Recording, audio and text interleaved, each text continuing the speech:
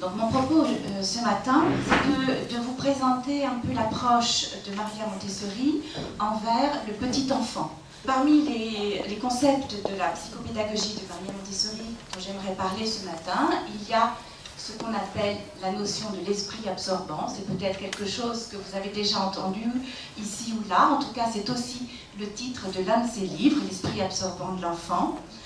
Un autre concept, c'est celui des périodes sensibles, la notion d'environnement préparé. Et pour terminer, je dirais quelques mots au sujet de l'adulte qui accompagne l'enfant et de la préparation de cet adulte. Donc Maria Montessori était italienne. Elle est née le 31 août 1870 à Chiaraval, dans la province des Marches, en Italie, dans une famille aisée, bourgeoise, qui va déménager assez rapidement à Rome pour que Maria puisse fréquenter une bonne école. Très vite, elle va être intéressée par les mathématiques et cet intérêt, elle le développera très largement dans sa proposition pédagogique. Ce qui l'intéresse vraiment, c'est la médecine. Et à cette époque-là, il était interdit aux femmes d'entrer à la faculté de médecine. Elle a néanmoins bravé tous ces interdits et elle a été l'une des premières femmes à être diplômée de médecine en Italie en 1887. Elle se formera aussi en psychologie, en philosophie et en biologie. Elle va travailler dans un hôpital psychiatrique de Rome, l'hôpital psychiatrique de l'Université de médecine de Rome. Et là aussi, ça va être une expérience très importante pour elle, puisque à l'époque, dans ces lieux étaient regroupés enfants et adultes, hommes et femmes, sans distinction, et surtout, toutes ces personnes qui étaient enfermées dans ces asiles n'avaient rien à faire. Une des premières choses qu'elle a demandé, c'était effectivement de séparer les enfants des adultes, et ce qui l'a frappé, c'est effectivement le dénuement d'activité finalement dans lequel étaient ces enfants. Et une de ces observations très importantes pour elle, et pour vous donner un petit peu la teneur de son regard, c'est l'observation qu'elle fait de ces enfants qui n'ont absolument rien, même pas de petits jouets très, très simples pour s'occuper les mains, mais qui néanmoins jouent avec les restants des repas, les miettes. Et bien sûr que toutes les personnes autour disent « voyez comme ils sont idiots ». Ils se jettent sur les restants de la nourriture et ils font n'importe quoi avec les restants de la nourriture. Et elle, ce qu'elle voit, ce sont les mains qui cherchent une activité. Et les mains qui cherchent l'activité, c'est l'esprit qui cherche l'activité. Elle va ensuite diriger une école d'orthophrénie qui accueillait des jeunes femmes déficientes, des jeunes adolescentes déficientes. Et en 1898, elle va participer à un congrès de pédagogie à Turin. Donc là aussi, on voit un premier mouvement dans son évolution. Elle commence à quitter le champ de la médecine qui l'a formée initialement. Et elle participe à ce congrès de Turin où elle va dire la chose suivante. Les enfants déficients ne sont pas hors la loi. Ils ont des droits. Et ils ont droit à tous les bienfaits de l'instruction. Nous devons permettre à ces malheureux de se réintégrer dans la société, de conquérir leur place et leur indépendance dans un monde civilisé, retrouvant ainsi leur dignité d'être humain. Donc ce qu'elle est en train de dire, c'est que, en tout cas, au moins une part de la réponse envers ces personnes n'est plus du domaine du champ du domaine médical, mais appartient au domaine de la pédagogie.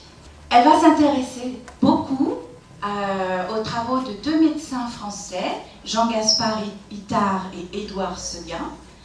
Elle ira même jusqu'à aller en Angleterre pour recopier en calligraphiant les écrits de Seguin.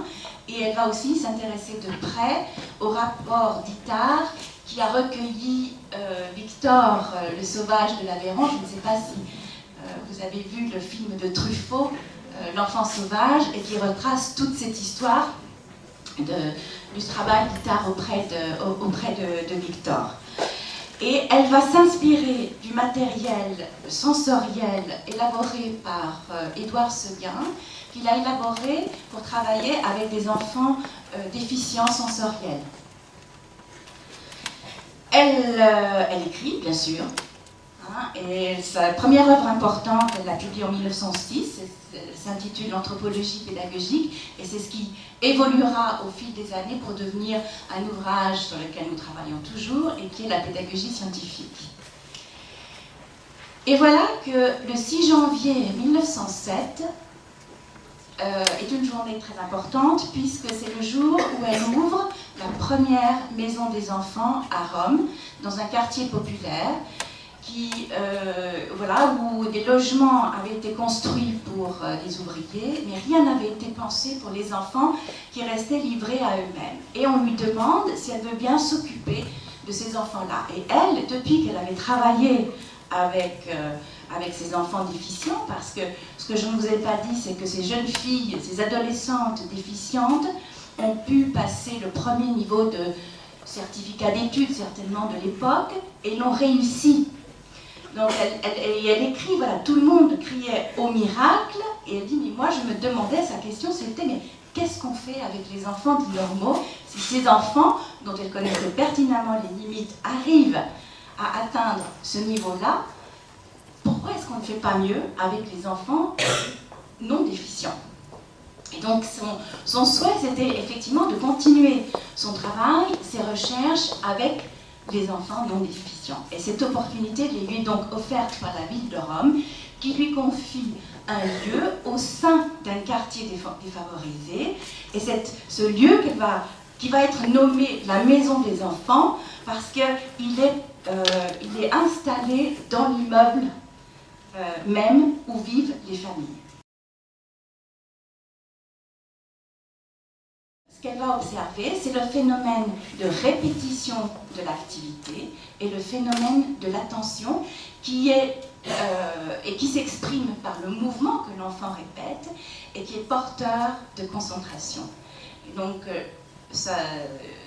une des anecdotes de cette découverte, c'est en tant que femme, médecin, soucieuse de l'hygiène de ses enfants qui arrivaient donc à l'école, finalement, dans ce lieu de culture, et qui arrivaient mal coiffés, le visage sale, les mains sales, elle fait mettre à leur disposition des petites cuvettes, des petits brocs, des petites savonnettes, tout ça adapté à leur hauteur.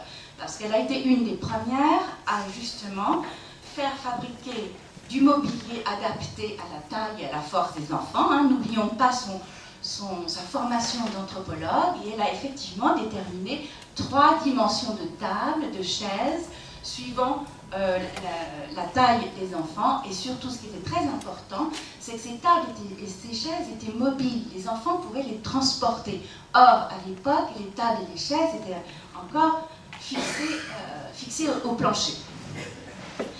Donc, elle installe ces petites cuvettes, ces petits brocs, pour que les enfants puissent faire un petit brin de toilette et entrer dignement à l'école, entrer dignement dans ce lieu de culture. Et là, ce qu'elle observe, ce sont des enfants qui se mouillent les mains, prennent la savonnette, se savonnent les mains, rincent leurs mains, se sèchent les mains, et recommencent. Et recommencent encore, et encore. Là, nous tous, je m'inclus dedans, notre observation serait restée à un niveau très pratique, à un niveau très adulte, je dirais. Donc la finalité de l'activité, quand on se lave les mains, c'est pour avoir les mains propres, et une fois qu'on a terminé ça, on va faire autre chose de bien plus important. Et là, ce qu'elle nous dit, si cet enfant ou ces enfants répètent l'activité, et ce qu'elle avait noté aussi, c'était leur attention particulière et l'attention qu'ils portaient dans la précision de la répétition de leurs gestes. Et là, elle découvre quelque chose de très important, c'est que ces mouvements ont un but intérieur très important. Ce sont des mouvements qui répondent à un besoin intérieur profond d'activité. Et c'est comme ça que sont nés ce que nous appelons encore aujourd'hui les exercices de vie pratique, et l'exercice de se laver les mains existe encore dans toutes les maisons d'enfants du monde. Un grand défaut que nous avons, nous adultes, c'est que nous sommes trop experts dans nos mouvements. Donc on fait toujours 3 choses en même temps et on fait beaucoup de mouvements pour rien aussi. Donc ce que nous demande Maria Montessori, c'est d'épurer le mouvement. C'est-à-dire que si j'ai besoin de transporter une chaise et que je suis en présence d'enfants, c'est ça que je vais faire. Et je vais mettre mon attention là-dessus. Je me lève d'abord, sans prendre ma chaise en même temps. On se lève, on range la chaise, on saisit la chaise de façon assurée. On a un but où on veut aller.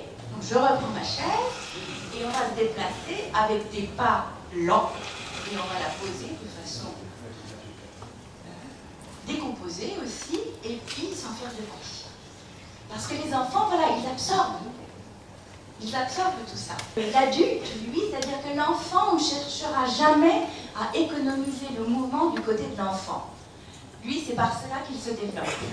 En revanche, l'adulte va économiser son mouvement et il va économiser aussi ses paroles et il va choisir aussi ses paroles. Le dernier terme qui est lié à l'adulte, c'est-à-dire qu'une des fonctions majeures outre de l'adulte, outre le fait de préparer l'environnement pour l'enfant et ensuite de le mettre en contact avec cet environnement et de le soutenir dans son activité, une activité absolument fondamentale, c'est celle de l'observer. L'observation.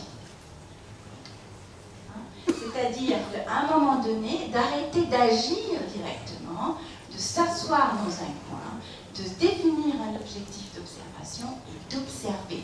Alors peut-être pas pendant 3 heures, peut-être que ça va être d'abord 3 quarts d'heure, peut-être même qu'une demi-heure.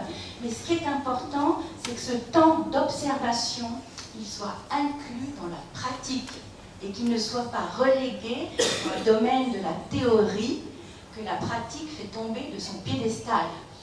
Voilà le grand défi. C'est d'inclure l'observation dans la pratique parce que c'est à travers l'observation que l'on va pouvoir déjà, d'une part, prendre du recul par rapport à sa pratique, sortir de notre affairisme permanent, et puis en même temps aussi observer des enfants pour chercher qu'est-ce que je vais lui proposer maintenant, de quoi est-ce qu'il a besoin, qu'est-ce qu'il me dit à travers son activité. Donc, n'oublions pas que Maria Montessori, elle a développé elle aussi toute sa proposition à travers l'observation. Et l'observation est très centrale aussi dans toutes les formations, les formations Montessori. Il y a toujours un grand nombre d'heures qui sont consacrées à l'observation et à la pratique de l'observation. Et voilà, c'est important de ne pas l'oublier une fois que l'on est en pratique. Je vais terminer par quelques mots de Maria Montessori à propos de l'observation. Et justement, c'est tiré de son ouvrage L'éducation et la paix. Il n'est pas toujours nécessaire de découvrir de grandes choses, mais il est d'une importance capitale de découvrir les commencements.